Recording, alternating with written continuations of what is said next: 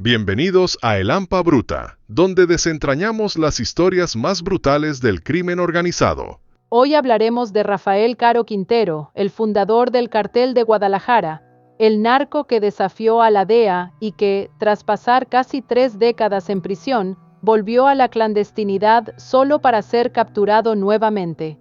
Una historia de ambición, poder y una venganza que marcó la historia del narcotráfico en México.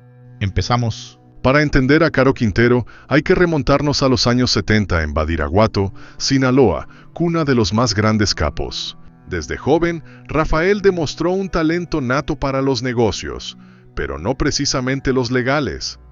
Junto a Miguel Ángel Félix Gallardo y Ernesto Fonseca Carrillo, fundó el Cartel de Guadalajara, uniendo a los narcos de la época bajo una sola organización.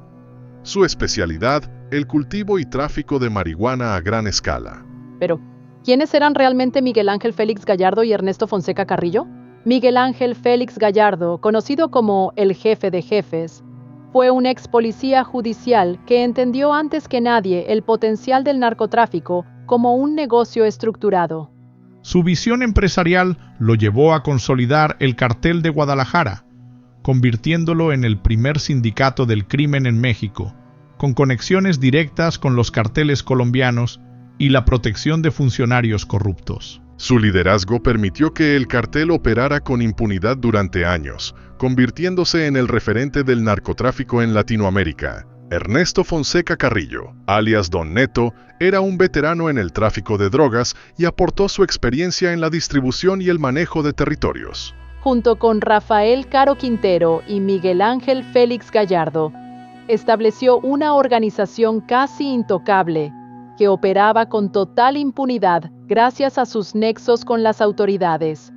Don Neto tenía una visión más tradicional del narcotráfico, pero fue clave en la expansión del Cartel de Guadalajara. El Cartel de Guadalajara se convirtió en la primera gran organización narco en México, con una estructura empresarial y redes de corrupción en todos los niveles.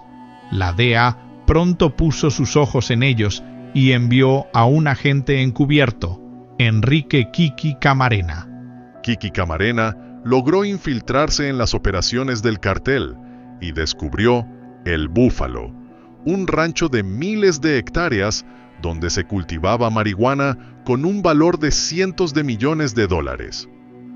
La información que proporcionó llevó a una de las mayores incautaciones en la historia del narcotráfico. Rafael Caro Quintero perdió millones y juró venganza. En 1985, Kiki Camarena fue secuestrado en Guadalajara. Durante 2 días fue torturado brutalmente en una casa de seguridad. La grabación de su tortura se convirtió en evidencia clave contra Rafael Caro Quintero, quien fue identificado como uno de los responsables. Su asesinato desató la ira del gobierno estadounidense, que inició la Operación Leyenda, la cacería más grande contra un cártel de droga hasta ese momento. El asesinato de Kiki Camarena llevó a una cacería internacional. Caro Quintero intentó huir, escondiéndose en Costa Rica con su amante, la socialité Sara Cosío. Pero, ¿quién es Sara Cosío? La historia de Sara Cosío es clave en este relato. Proveniente de una familia de élite en Jalisco, se vio envuelta en una relación con Rafael Caro Quintero, lo que generó una crisis mediática y política. Se debatió si había sido secuestrada o si estaba con él por voluntad propia. Finalmente, cuando la DEA lo encontró en Costa Rica, fue arrestado en 1985 y sentenciado a 40 años de prisión. A lo largo de los años, Rafael Caro Quintero siguió manejando influencia desde la cárcel. A pesar de estar tras las rejas, su nombre seguía siendo temido en el mundo del narcotráfico. Se rumoreaba que aún tenía contactos y poder dentro del crimen organizado, y que sus viejas conexiones con otros cárteles lo mantenían al tanto de lo que sucedía en el negocio.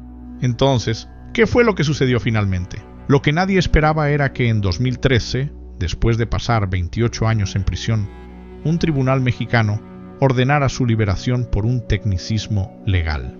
Caro Quintero desapareció en la clandestinidad. La DEA lo colocó en su lista de los más buscados, ofreciendo una recompensa de $20 millones por su captura, la más alta ofrecida por un narco mexicano. Durante casi una década, se rumoreó que Rafael Caro Quintero había vuelto al negocio, tratando de recuperar el control de su viejo imperio.